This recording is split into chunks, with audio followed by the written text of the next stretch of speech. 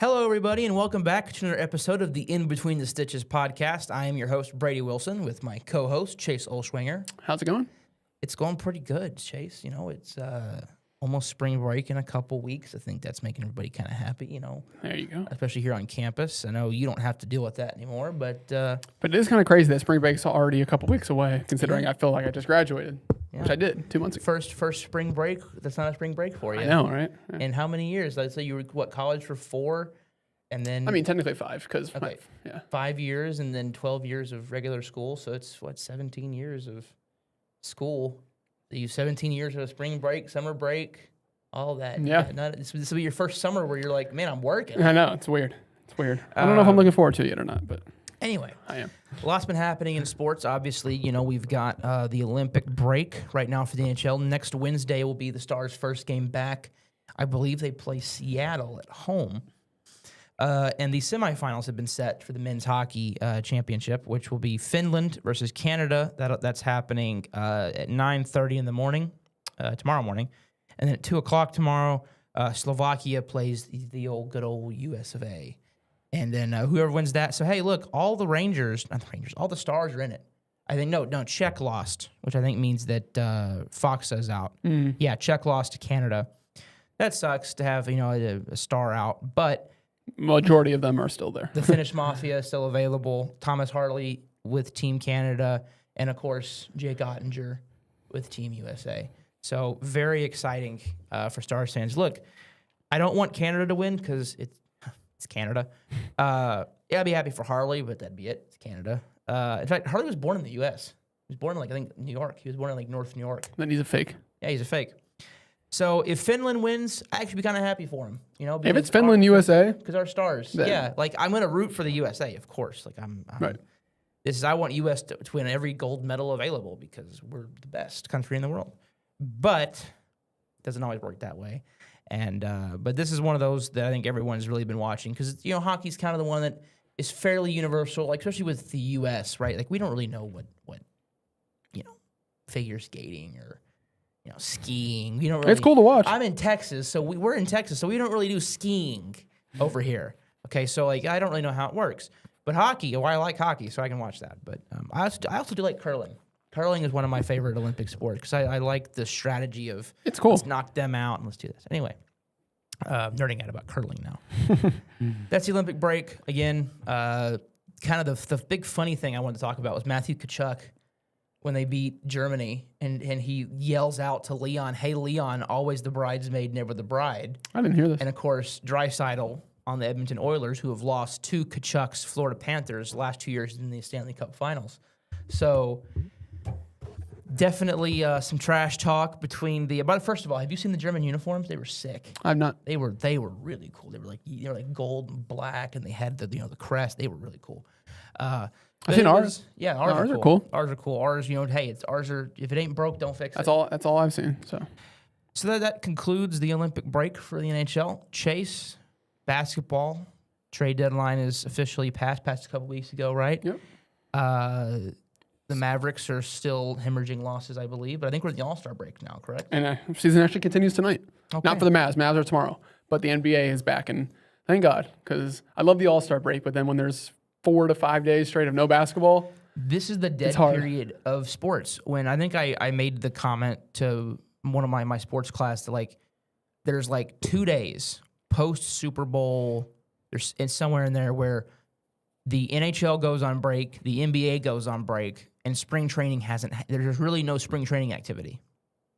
Yeah, there's no baseball. I mean, they've reported. It's the no man's land of sports. We've passed it now. Baseball's in spring training. The NBA resumes tonight. The NHL resumes next week. And it's officially draft season, combine coming up next week for the NFL. Yeah. So it's always fun, but it's always a nice little quick mental break for 2 days. And then you get right back to it. Exactly. But, I mean, NBA news, nothing really has changed. How's Cooper Flagg's injury? I haven't heard anything about it yet. I don't know if he's good to go. He was in a walking boot. It was a cautionary walking boot. I'm pretty sure that's what they were saying. The only Mavs news is that they officially did. It was a mutual decision to sit Kyrie for the rest of the season. Mm-hmm. Obviously, not only is that smart just for him to recover even more and get fully healthy for next season, but obviously if we haven't made it obvious enough, we we're not trying to win games. And Kyrie being there, that doesn't necessarily help your narrative of not winning games. So, I mean, you want to lose the last year of your control of your draft, of your pick. Kyrie's going to be fully healthy for next season. Run it back. There's no reason to rush him back. No reason to bring him back. As much as we want to see him and Coop on the floor together, we're going to have to wait till next season. And a whole new free agent class. Yeah, I mean, look, the team should. I don't know how it's going to look next year. I mean, I don't know if they're going to promote Matt Riccardi and Michael Finley to GM or one of the two, or they're going to go out there and get a whole new GM. We have no idea. Who's an executive for like Adidas that we're not talking about that could make the jump? Hey, we went Nike last time, so let's go with the rival. Yeah, let's stay away from that now. But no, there's no new Mavs news other than that. We'll wait to see Coop's but there's been a lot availability for tomorrow. There's been a lot of NBA talking points over the last week that I have seen. The tanking conversation has really ramped up because in baseball, it's kind of hard to, I don't want to say officially tank, because guys can get hot and it can be completely out of nowhere. I mean, you could just take pitches and just strike out and pitch down the middle. But that'd be too obvious. Baseball is actually pretty good at figuring out if you're tanking games. In baseball, most of the time, you're not really tanking games. You're just you're trying to win as many as you can, and you're just kind of falling back on it. But with baseball, with the lottery, there's not as much of an emphasis on tanking because, sure, you get the number one overall pick, but you might be drafting an 18-year-old kid. Right.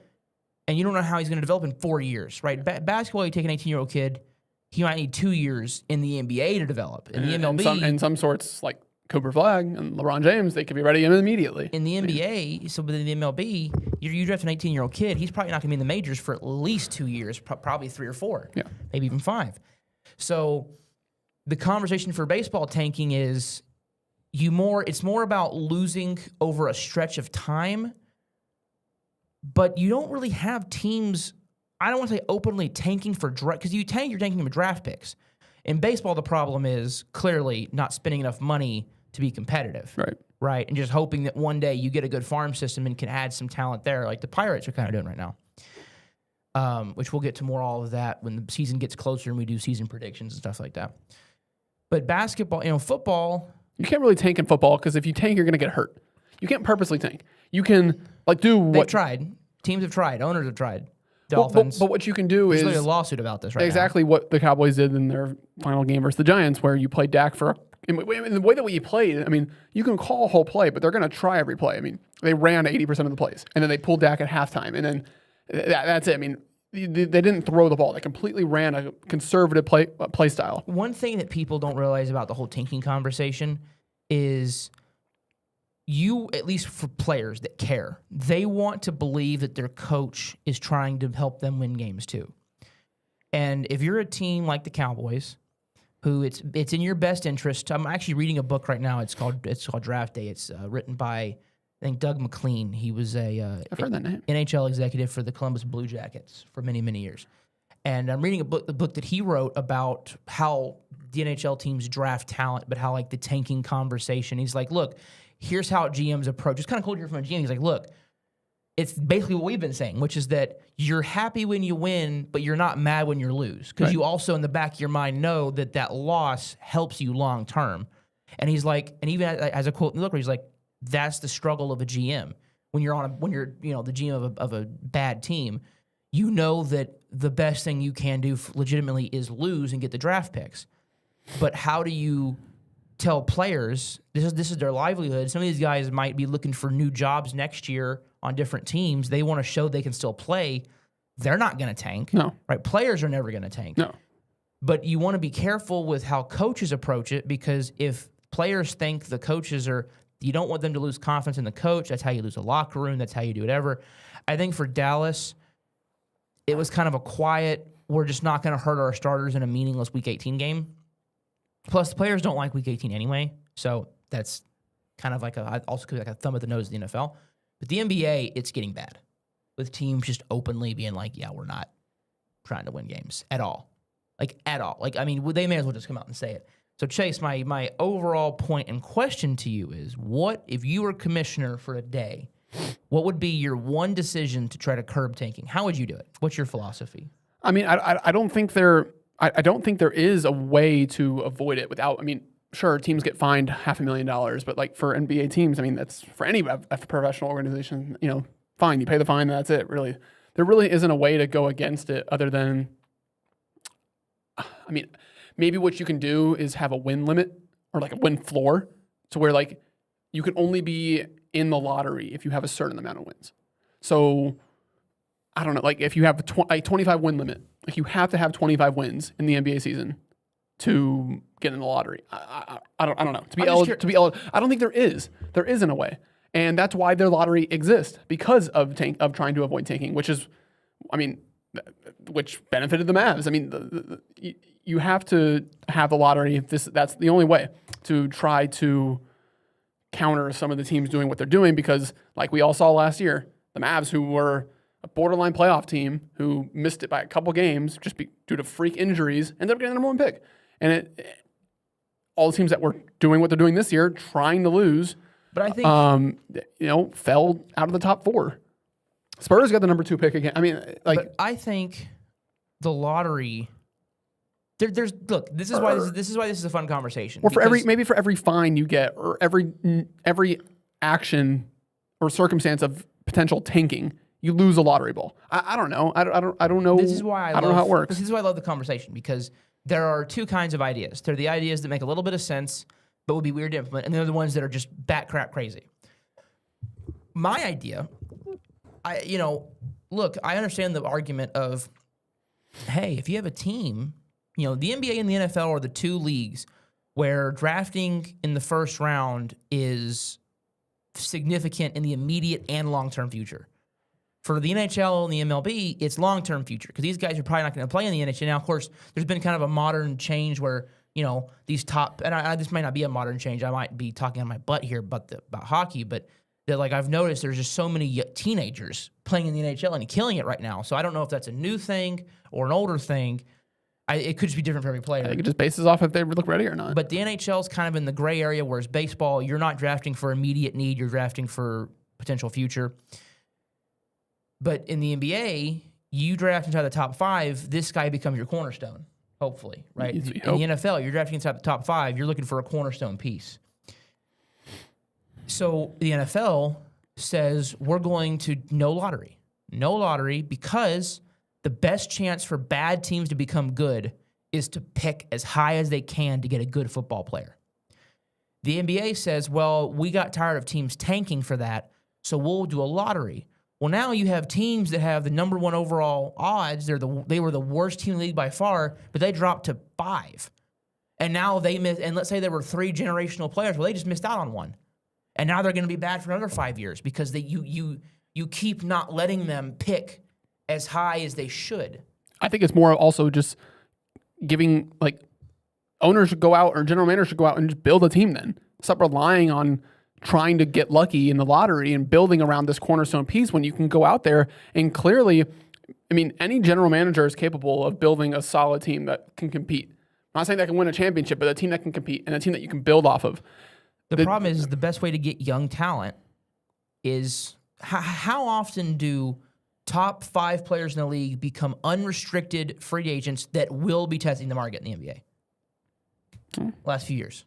Not as many. Not a lot. So your best chance at getting a top 5 caliber player is to be drafting in the top 5.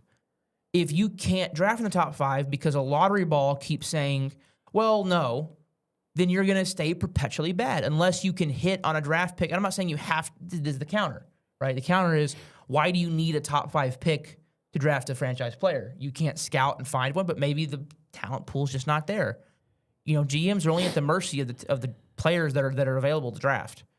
They can try to get it right, but you might love a guy in 3 years, in college, but you can't draft him yet. So it's an interesting. It's a fun conversation, because there's only been 1 or 2 teams that have really made it blatantly obvious that, like, certain games they are, like, trying to lose.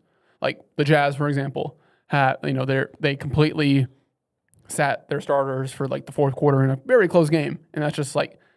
And not to mention, like, the players are still trying to. I mean, the players out there are still trying to win. It's just, if you really wanted to win that game, then you put in your top guys. Yeah. But no, look, I really don't think there is a thing there.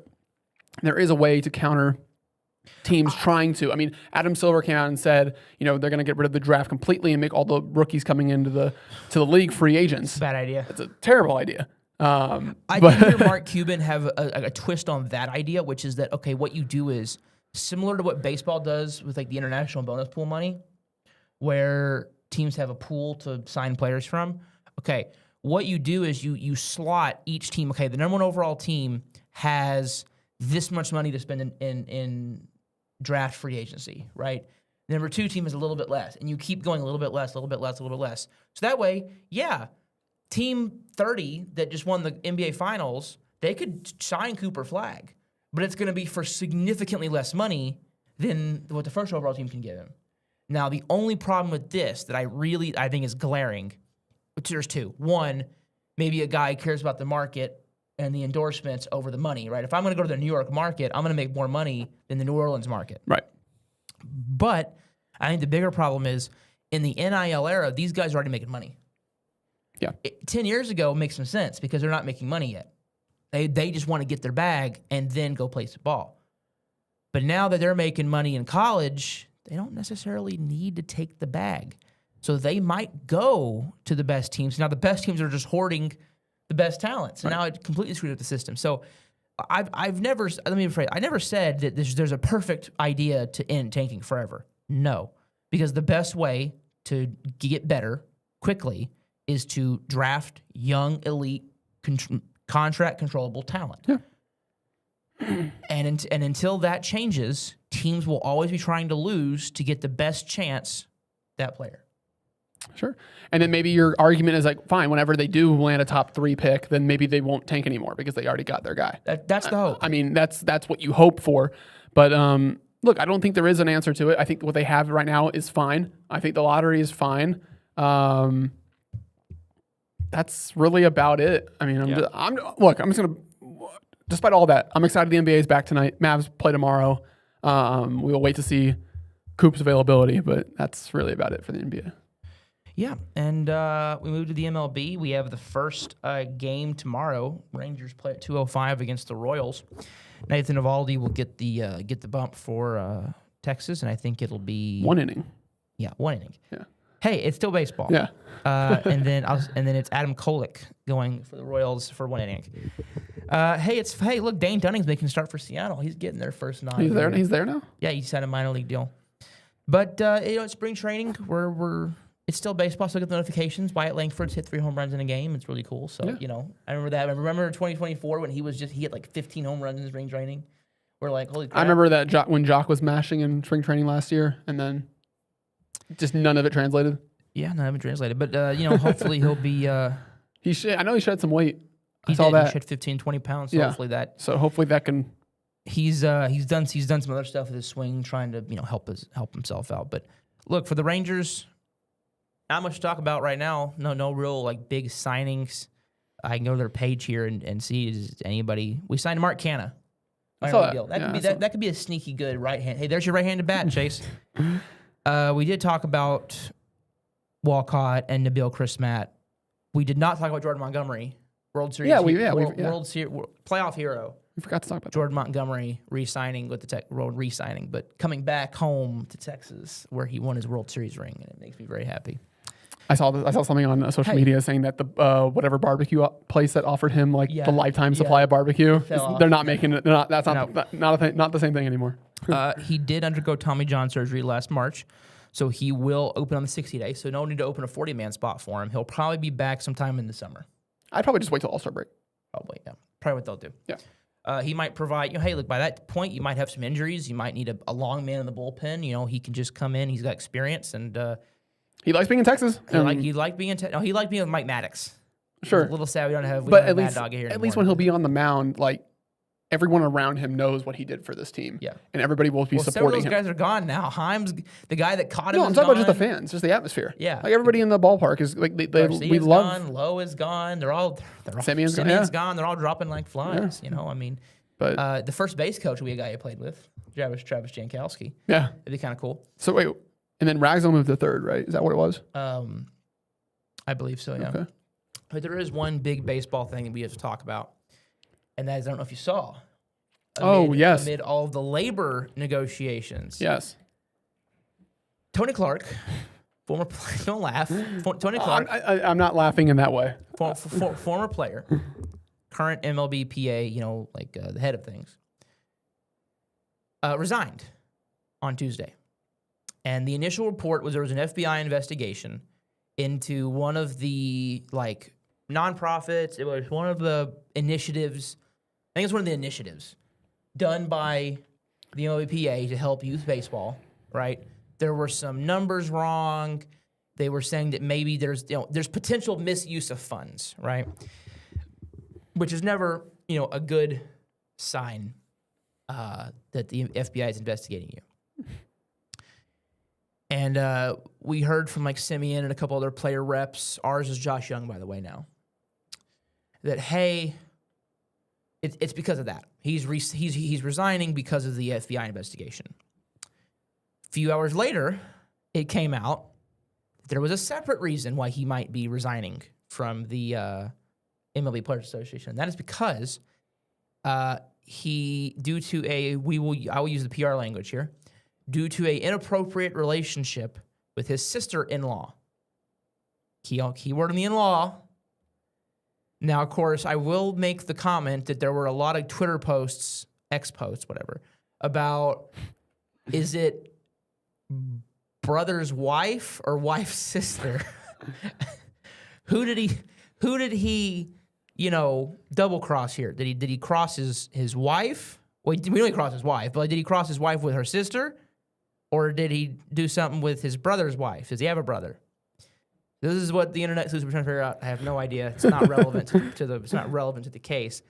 But it is highly interesting that he resigns less than a year until we get probably the next ugly late labor negotiations in the history of baseball.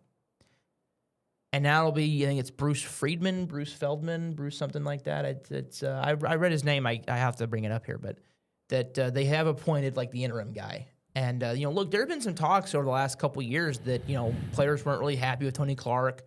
They didn't like his leadership. They were ready for him to go away. So maybe this gave Clark the excuse to resign under his own terms. I don't know. But, very interesting story, and the owner is definitely going to use this in the negotiations. Yeah, that if they find out the Players Association was misusing funds, they're definitely going to use that to smear the players as much as they can in these negotiations. I don't want to keep talking about it because it just makes me sad when I think about that. It's going to get ugly. Owners are going to want a salary cap. How is the salary cap going to work?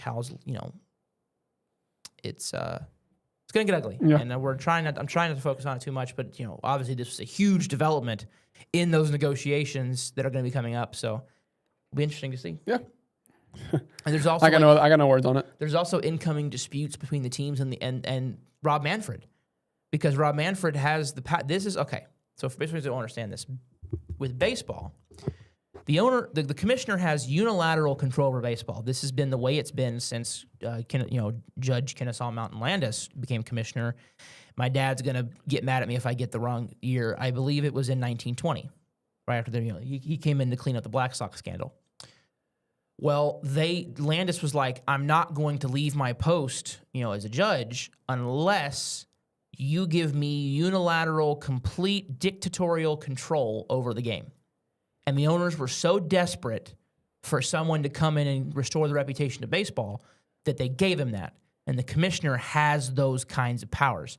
It's how the commissioner can block, without anybody else doing it, can block ownership sales. He can block player transactions. He can block all of these things. He has unilateral control over the game. He also has the power to take away a certain amount of games for each team for their local media TV deal and add them to any deal that he negotiates with a major network. And there are teams, and he does not need that team to sign off on it. He needs a majority of the team to sign off on it. So I think right now it's the Cubs are one of the teams that he's looking at maybe taking games away, and the Cubs are like, well, look, we kind of like our deal because the Cubs ownership also owns Marquee Sports, who broadcast the Cubs games. And Manfred has the power to go, all right, well, I'm going to take 10 more of your games and make, distribute them to 2 to Apple TV, 2 to NBC that's coming up. Right? I'm kind of excited for that. 2 to Fox, 2 to ESPN, 2 to MLB Network. I have the power to do that. And I just need 16 other teams to say, yep, that's okay. I don't need you to say it. If I get 16 teams to say it, you have no say. And so it sounds like that Manfred wants to make it more like the NHL or the NFL or the NBA, where there's a lot more national TV games. Mm-hmm. And the owners, baseball is a very unique situation where, the heavy majority, you have all those games on regional TV, right? The NBA is kind of similar and the NHL is kind of similar. Definitely not the NFL. They're all, nationally televised technically. Right. But owners have a lot more control, I think, than the other teams in other leagues do.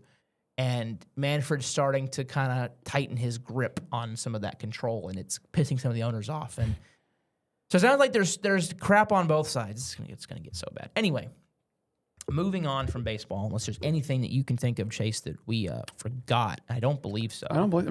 Like you said, it's a dead period. So yeah, there's just not much to talk about. Yeah. From the Rangers' perspective and the MLB's perspective. So we move to football, and really hasn't been a ton of moves yet, obviously, right? Isn't aren't the Cowboys able to officially tag Pickens now if they wanted to? That's coming up, I believe, yeah. Which they will, and then they'll negotiate a deal. So don't worry, Chase, it's gonna be okay. I don't know about that. I don't know. There's all talks about trades. I'll go and talk about the Cowboys first. Introduce Christian Parker, and look, I know all the old heads, like some people's parents are going, and grandparents. I'll include my grandparents here. Are going to be my grandfather. Well, it's the same old Cowboys. Blah, blah, blah. Okay, well, watch that press conference. If you don't fall in love with Christian Parker from that press conference, I don't know what to do. I don't know what to do for you. My favorite quote was when he started quoting Marcus Aurelius, and he reads. He's read Sun Tzu's Art of War, and he studied military strategy. And you probably know me well enough to know that I'm going crazy in my room going, yes, he one of us. If you don't know, my minor here at UNT is actually completed already, has been history. So I'm a big history guy, especially military strategy, I play military strategy games in my free time. So this is right up my alley that he's talking about. But we will be officially moving to a 3-4 with some 4-3 spacing. I'm researching kind of what that means. I'll probably have an answer for our listeners, like what the hell does that mean? He's also mentioned multiple. Yeah, we're gonna be multiple. Look, it's the way of the modern NFL defense. Is we're gonna be multiple. So it looks like they've completed their coaching staff. Very excited. Look, phase 1 is complete. Phase 1 and phase 2 are complete. Phase 1, defense coordinator. Phase 2, his staff. And I am ecstatic about the first 2 phases. Phase 3, free agency. It's a big one. And then phase 4 is the draft. I'm not worried about phase 4. I'm worried about phase 3. Let's give Christian Parker the resources that he needs to be successful. And I will say, and I know people are like, well, the Joneses weren't there with Mike Zimmer and all that. It's like, yeah, but you know how it just feels significant they weren't there. I don't know how else to explain. I think it was funny. I think it was Jane Slater actually who asked them about them. And she was, look, Mike Zimmer, they weren't there. Dan Quinn, they weren't there for his press conference. It was in May, I believe. And then who's the other one? Matt Eberflus, they weren't there for that one, I don't believe. So they haven't really been there for those. But it still feels significant. You know what I mean? It's the norm, but it feels significant that they weren't there. That they didn't try to butt in. And, because here's why I think it's significant. They gave Shoddy such control over this coaching hire that I would have expected them to go, we want to be at the press conference to show our faces, to make it look like we were there. But they didn't. They stayed out of it. That makes me happy. Look, I'm sure he was in the offices listening. I'm sure he was there. Oh, yeah. But anyway. Yeah. His ego didn't get involved with being a part of it. And that's we will now step move in the right direction. To our first mock draft 1.0. This is one of the mock drafts. There's not a ton of research being done. I don't research what the team's draft history is. I don't look at, what's their type of player here? And I have evidence to show that. We're going to do 4 mocks. Always do 4 mocks. First mock, is This one. this one. Yeah. It's post Super Bowl, pre combine. Second mock is post combine, pre free agency. Let's get the testing in here. Who? Because people are going to jump, people are going to fall. Big time risers, big time fallers. Who are those type of guys? Phase 3. Third time for a mock is kind of post bulk of free agency, late March, early April. And then fourth one is We get the draft. day before. Have there been any trades for first round picks? Have there been, like we should know with Michael last year, have there been any, big free agent signings and trades that complete, like if I'll go ahead and spoil it. This Chiefs could sign a few free agents to plug the hole that I think is going to be there, but instead I did it in the draft. Right? I'm kind of plugging free agency holes right now. Right. Like we have no idea. This will be completely different by the time it's April. We also could get a lot of these right. You never know. Yeah. And also, as usual, Chase, I will go and tell you that from now on, if you ever want to do trades in your mock, you are free to do trades. For me, I never do trades. I don't like projecting. I don't like to do it either, but I know it's going to happen. It always does. It's just. Well, I firmly believe the Cowboys are going to make a trade, but I'm never going to have it in a mock because I don't like trying to predict who it's going to be, who's going to be for. There's just the value. There's just too much. Yeah. So pick number 1, and we're going to talk about the coaching. Actually, you know what? Let's go into coaching hires first, and then we'll go into. I want to at least give my grade on coaching hires. Sure. So I have that list right here. The Raiders hired Clint Kubiak, Very well done. Seahawks OC. I'm going to give this one a solid B+. A solid hire. I liked him in New Orleans. I've liked what he's done with Seattle, and I think it's a pretty solid pick for the Raiders. And I'm very interested in the stat that he's bringing in. Steelers hired Mike McCarthy. Hey, the feel-good story. Grew up a Pittsburgh fan. He's crying in the press conference how he loves the Steelers. It's great, but you had a coach that resigned, that was stale, and you hired an offensive coach. It's a stale offense.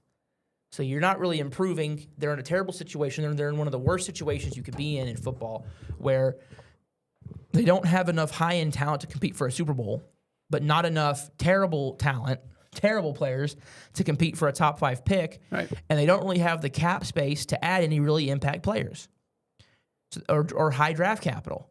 So they're in a rock and a hard place, Pittsburgh is. But I'm going to give this hire a C+. It's fine. It's nothing special. It'll be cool to see maybe him and Rodgers for one more ride in Pittsburgh. Yeah. Outside of that, not much value here. For the future, at least. Bills promoted Joe Brady to head coach. I'm a big fan of Joe Brady. Mm-hmm. I'm going to give this hire B-. Not because I don't like Joe Brady. I don't agree with firing McDermott. And I don't like how they've handled their entire offseason PR-wise. And we've actually studied this I'm in a crisis communication class.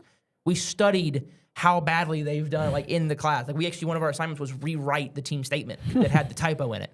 Like, that was, so, I mean, this is making curriculum nowadays. I mean, this is how bad it was. So I'll give it a B-. But I like Joe Brady. Yeah. And I also love them bringing in Jim Leonard as their defense coordinator. Yeah.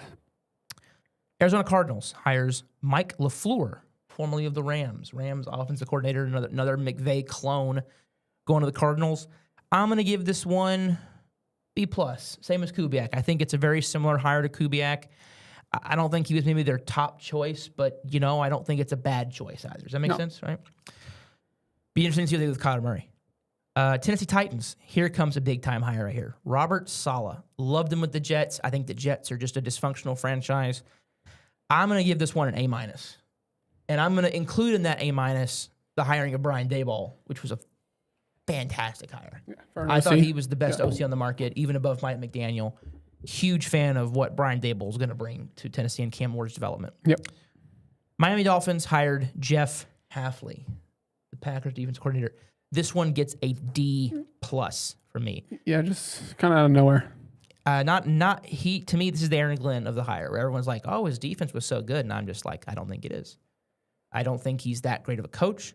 I think it's uninspiring. I think he didn't win the press conference. He's not going to win the X's and O's battle. And more importantly, the Dolphins are in a terrible situation with their cap, with Tua. Well, not anymore. They don't really have a high draft. They have an 11th overall pick. They lost Tyreek Hill. Waddle might want out. they're looking to trade him. Come on, Dallas, please, Dallas, please, Dallas.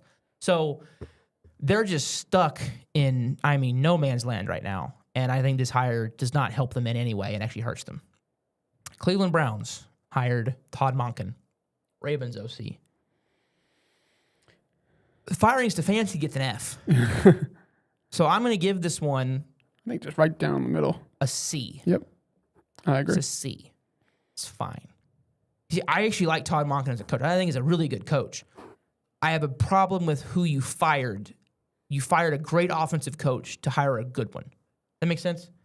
So I just not a fan of the Todd Monken hire, really, but I'm not a fan of the Kevin Stefanski firing. Jim Schwartz leaves. I'm curious where Schwartz ends up. Maybe he takes a year off coaching before he goes back.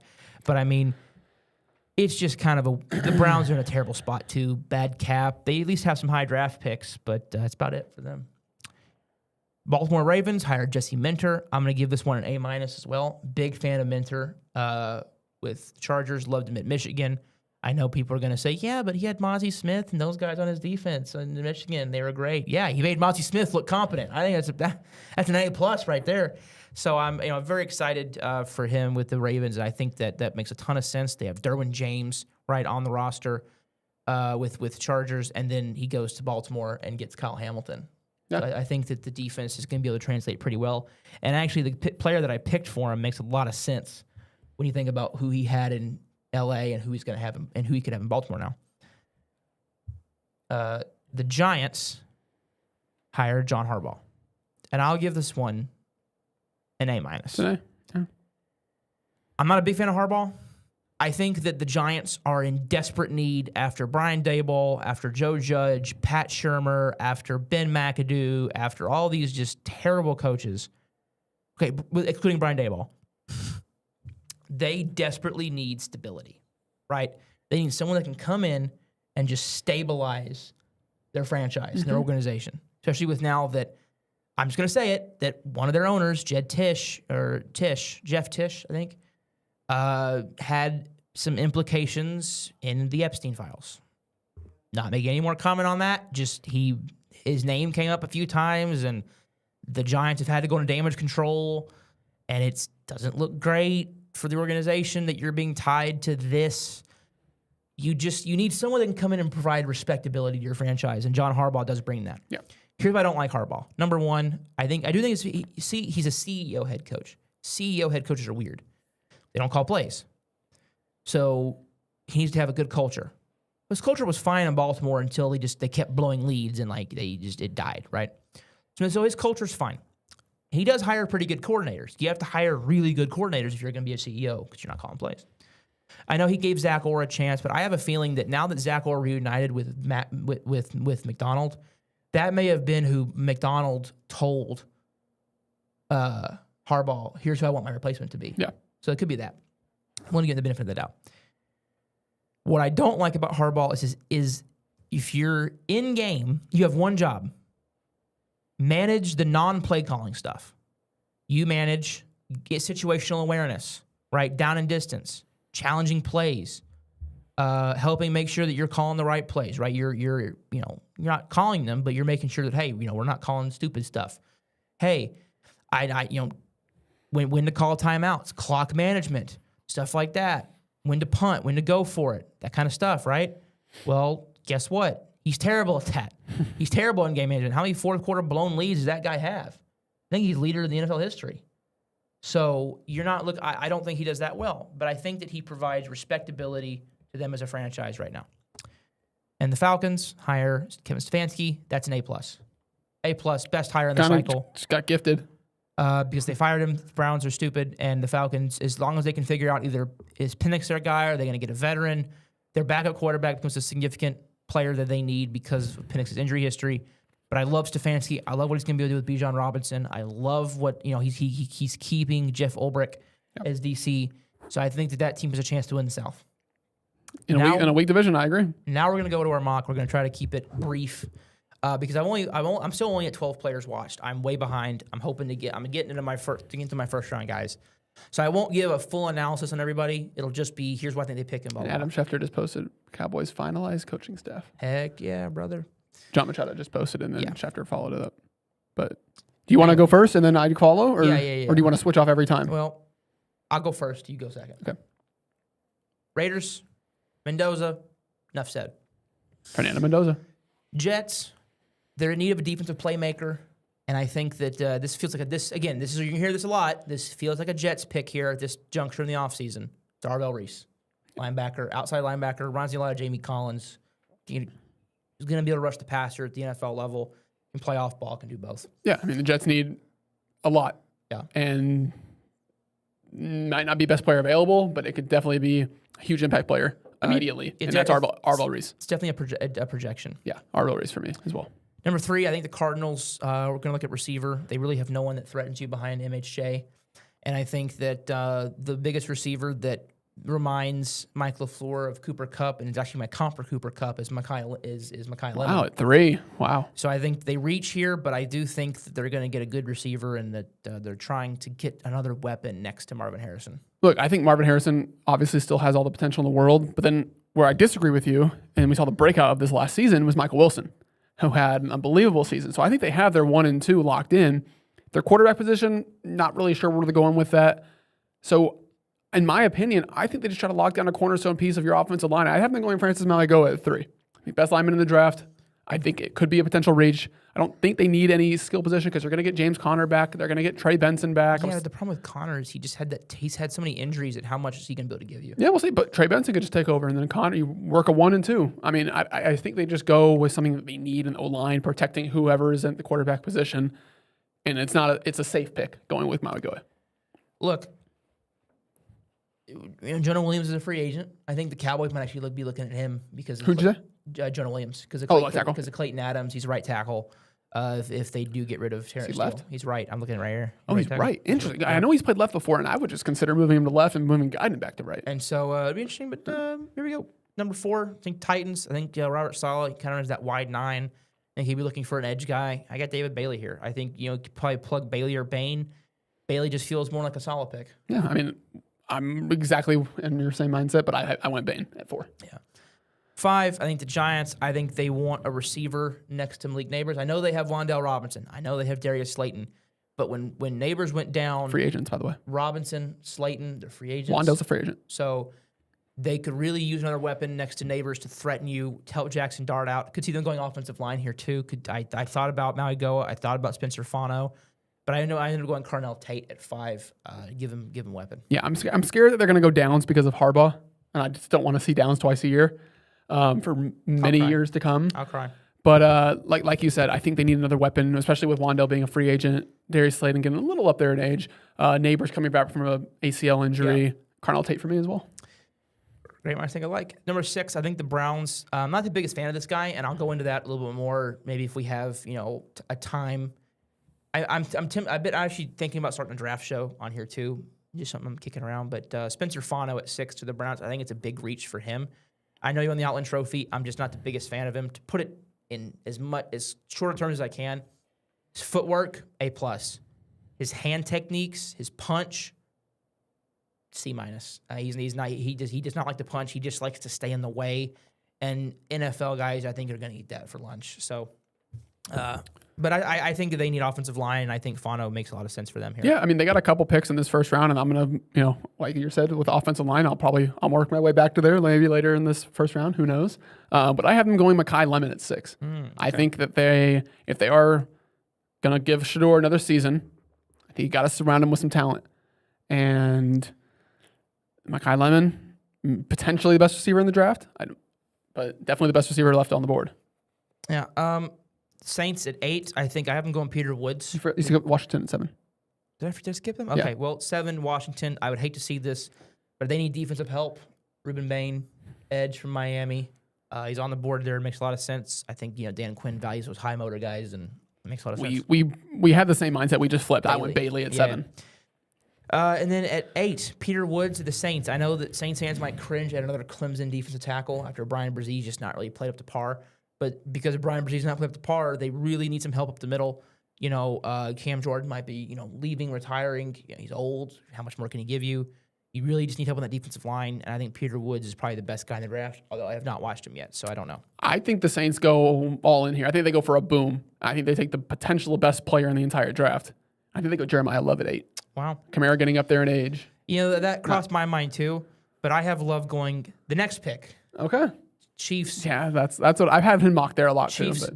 But Hunt's a free agent. They desperately need offensive playmakers. You know, next year with Mahomes coming back at some point during the season, not starting the year, they need someone on offense that can help carry the load, and I think Jeremiah Love can do that. it's a great pick. I mean, I don't want to see the Chiefs have him because they don't deserve him. But no, Who do you have? But I have them going Spencer Fano. Okay. I think just a guy. We saw it, the O-line just kind of crumbling throughout the season. Yeah, and I injuries. think a guy protecting Mahomes. Juwan Taylor's going to be gone, so they can use right tackle. I can see Yeah. that. 10, the Bengals, look, they're the same. It sucks because, like, the two defenses that need desperate help, and the Bengals get the first pick before us, and they take the best player in the draft, safety Caleb Downs. I'd hate for him to last that long just for us to not get him. Yeah. But you know what? I would rather him go, if he's not going to go to us, Bengals are a great team for him to go to. Go to the AFC. Go away. Just, I do not want to see him on one of my rivals. If I see Caleb Downs on one of my rivals, I might puke. So, and that's a high chance of that happening. there's a very high chance. I think that, but I think the Giants have other needs. I think John Harbaugh is a guy that likes to put help around. He likes to help out his quarterback. We've seen that where they've consistently drafted receivers and trying to get someone around Lamar. And then Washington, I think Dan Quinn's coaching for his job. And so I think Dan Quinn is, they fired Joe Witt. I think that he is looking for something on defense to help him. But I think he's not going to go secondary. We know that Dan Quinn likes to squeeze production out of his safeties from vets, not young guys. I saw Harbaugh talking in an interview about Downs, so we'll see. But I as well have Caleb Downs to the Bengals. Yeah, I mean, And that's the point. If he's there at 10, Cowboys should trade up from 12 to 10. they're in desperate need of playmaker, and then he's that. Dolphins, look, Hill's gone. Waddle might want out. They just need. I mean, you could probably plug about 8 different positions here, and you could probably hit it. I have Jordan Tyson. He's the last of the big 3 receivers. I like Tyson a lot. He gives me, big time. Sorry, actually, I lied. Tyson's my Cooper Kupp comp. Lemon is I have him Jalen Waddle as my comp. Okay. So I could flip those two at some point in my mocks, but I'm a big Jordan Tyson guy. As long as he can stay healthy, he's a playmaker. Yeah, for sure. For me, for the Dolphins, again, punch and needs. Just throw a dart and you'll hit it. I have them just going the best defensive back in the draft. I have them going Mansour Delane. Oh, As much as I would want him. at 12, I have Mansour Delane. So Dallas Cowboys fans, listen up. Pick number 12, I got Delane. I'd be very happy with corner, Ryan Smith, our defensive backs coach, our corners coached him at Virginia Tech. So there's a connection there. I doubt he makes it to 12 because he's the best corner in the draft, but other teams might not go with him. So my mock, he falls here at 12. Look, I think we made good arguments about why teams should take who we have mocked. So I think he could fall. I'm a big fan of his feet, big fan of his technique. He doesn't mind tackling. He's definitely not Trevon Diggs. He's competitive. He's smart. He doesn't make a lot of mental mistakes, and that's kind of where you're looking for Christian Parker. I agree, and he is one of the 2 guys that I realistically want because obviously, of course, I want Downs, I want Arvell Reese, but they're not falling to 12. I know who you drafted. I know who it is. Yeah, so this is the other guy. If we don't get Delane, this is who I want. And the guy of the Dallas Cowboys at 12. DSS? Taking Sonny Styles. Yeah. SS. Yeah. I best linebacker, or one of the best linebackers in the draft, actual linebacker. Him next to Overshone. It would be nasty.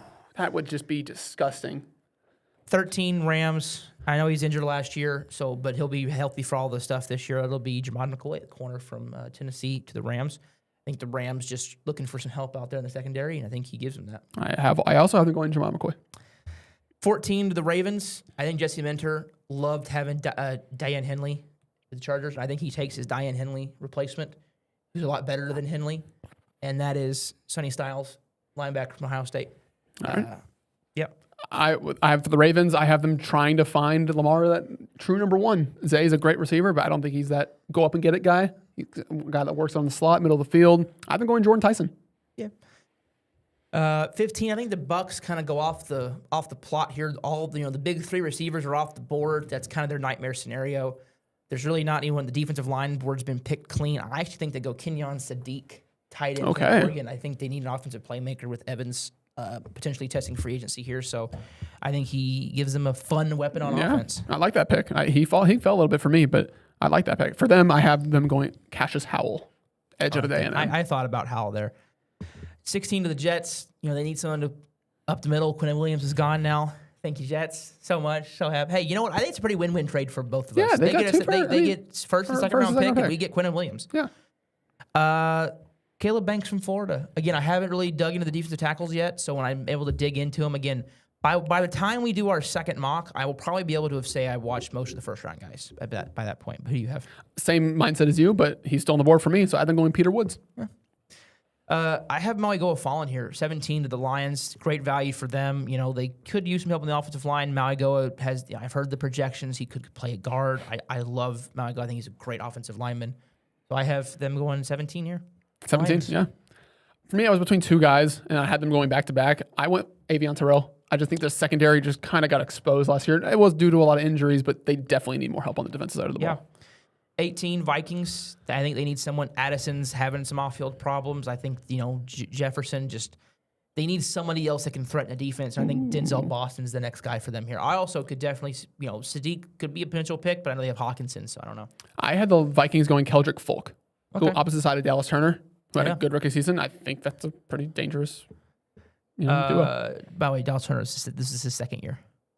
He was not a rookie. He was drafted 24. Right, you're right. Well, still, who had a great second season? Finally, yeah, because he had a bad rookie. Yeah, year. he had a bad rookie. That's why he was invisible his rookie year. 19 Panthers. They need some edge help. They don't have Brian Burns anymore. I think they need someone that can just scream off that edge, and it's Cassius Howell there for him. I like it. I think I'm gonna have a guy right next to Derek Brown here and Caleb Banks. See, the Cowboys had to be pissed about that because that means that at 20. Now, here's why I picked this guy. I'm not the biggest fan of this guy. I have a second round grade on him. I've been able to watch him. But I think after hearing Christian Parker's press conference, he could be a guy knowing how they're going to use their defensive linemen. I have him going Keldrick Falk, the edge from Auburn. Falk he had 9 sacks in 2024, so 2025 only had 2, so the production went down. He's big. He's a big guy. He can play inside, he can play outside. But he's 20 years old. He's a projection lineman. And Chase, you know how I feel about the project defensive lineman, but we'll see how he works with the Cowboys. But that's who I have going there. I might have a little bit of a reach here, but this is a guy that I'm high on, and I think it's obviously a position of need. I have the Cowboys at pick 20, going Emmanuel McNeil Warren, safety out of Toledo. Also watch Dylan Thieneman. Yeah, he and Thieneman I think are 2 and 3 after downs. I don't have either of them in the first round, but they were strong considerations for me in the first round. And eventually they'll probably make their way to my mock. I have Steelers. They need offensive firepower. Boston's gone. I think Casey Concepcion's their pick there. I have Denzel Boston. Yeah. We're thinking alike. We're there, yeah. I just like I think my Emmanuel McNeil Warren, if that happens, if that comes to fruition. Chargers. I called it. Zion Johnson's a free agent. He hasn't been that great, so they might look to upgrade guard. I have them going Oliva Vega Ione. Oliva Vega Ione. I have him there as well. And we saw from the playoffs as well. Just disaster class. And I'll look at how to pronounce that at a later date. Oliva Vega. I'm pronouncing how it looks. Eagles, they love Georgia Bulldogs. There's a couple of them on the board. I think Nakobe Dean's a free agent. I think they go C.J. Allen, linebacker from Georgia. So if Nakobe Dean ends up in a blue jersey potentially, then we'll see. But I agree with you. But I have been going T.J. Parker. 24 Browns. This is a value pick here. They have 2 great corners, but I'm going Avion Terrell. I think that he could play in the slot. I think that he's a guy that they're going to like. And it's kind of just the board's kind of been picked clean. We're just looking for some value here, and he's value. Yeah, and you had them going Fano at their 6th pick. Yeah. I have them going Caden Proctor here at 24, kind of getting that lineman. Yeah, that tackle run's coming for me here in a second. Yeah. I have Caden McDonald, 25 with the Bears. They need help on defense. Gervon Dexter's played up and down. Grady Jarrett did not have the season they were hoping. I think they could use someone up the middle. I have Caden McDonald as well. There's a lot of good defensive tackles in this draft. Yeah, there are.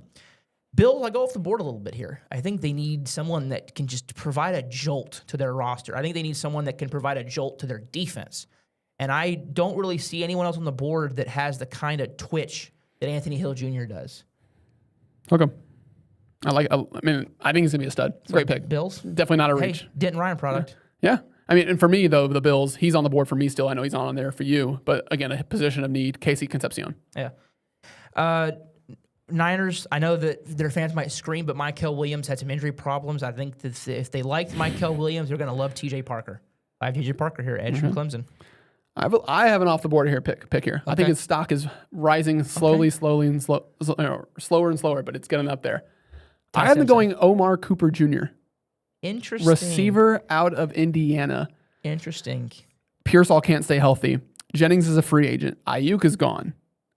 Yeah, receiver. The problem I had with I that think they're going to was- need to throw someone's going to have to step up, and I think they could take a guy whose stock, like I said, stock is rising. Omar Cooper Jr. Yeah, I thought about that, but I also I just kind of came back to they might want to fill that in free agency. So Yeah, I think they could. I think they can re-sign Jennings, but 28 Texans. Here comes that tackle run for me. I have a couple tackles coming at the back into the first round, and here's one of them, Caden Proctor to the Texans. Some people look at him as a guard, look at the tackle, whatever he fits for the Texans. They just need somebody on that offensive line to try to protect C.J. Stroud. which is why I have them going Emmanuel Pregnon out of Oregon. Yeah. Guard. Plug everyone through it. Yeah. My last receiver might come in the first round, I think. Rams 28. They want someone with some speed, some route running. That's kind of their MO. Guess what? Chris Bell fits that perfectly out of Louisville. I think you're going to like my pick here. Matthew Stafford announced at the NFL Honors he's coming back for at least one more year. Did you go Ty Simpson? Someone needs to sit under Matthew Stafford so they can have a potential future. And sitting under Matthew Stafford is not a bad thing. I have the Rams at 29 going Ty Simpson. Wow. That would kind of jolt us all. You know how we all kind of fall asleep at the back end of the first round here. Look, Pick it's not 28. That would jolt us A lot awake. of success nowadays from young quarterbacks is having them sit, when we've seen it in recent years, having them sit under a veteran, a good veteran, and learn for 1 to 2 years. See, just let them develop. Yeah. Ty Simpson, he's got potential. I think Broncos, look, these last three, I think now, okay, 2 of these last 3, they're great rosters. Broncos have a great roster. Just kind of take who you like. It's a Christian Miller, defensive tackle from Georgia. He's a guy that can move around on the defensive line. So, Vance Joseph likes guys that he can move around. John Franklin Myers is a free agent, so I could see them maybe plugging him in there. Yeah, my final 2 teams, I kind of just took BPA a little bit, but for the Broncos, they still have a position in need, and he's still on the board for me. Kenyon Sadiq. Patriots, they need offensive line. It's their one big weakness. I think they're gonna fill receiver out. I think they're gonna trade for AJ Brown from the Eagles. He played with Vrabel in Tennessee. Hopefully they don't sign Pickens, so I've heard a lot of talk about that too. But I haven't going Caleb Lomu, left tackle from Utah. When I watched Fano, I kept looking at kept peeking up at the left tackle, and I liked what I saw. So when I study him, I'll get back to everybody. But for right now, that's the pick. Yeah, I don't really know who to go with. I think they give their line another opportunities. They're super young. Maybe get someone for agency. I have them going CJ Allen. Be fun. Bolster that defense. Be fun next to Spillane. Yeah. And then the Seahawks, Tariq Woolen's a free agent. I think Josh Jobe might also be a free agent. I think that they might want to look at drafting a corner. So I have him going Brandon Cisse. We're ending off on a good note here. I got Brandon Cisse as well. He's a tough, kind of physical kind of guy. So, there's mock draft 1.0. We will have mock draft 2.0 here in a few weeks. It'll be probably the week before spring break, probably the first week of March. Thank you guys for listening. I wanted to get the head coaches talked about here too, so it's a little bit longer of an episode. But the mock draft episodes are always a little bit longer. They're always longer, yeah.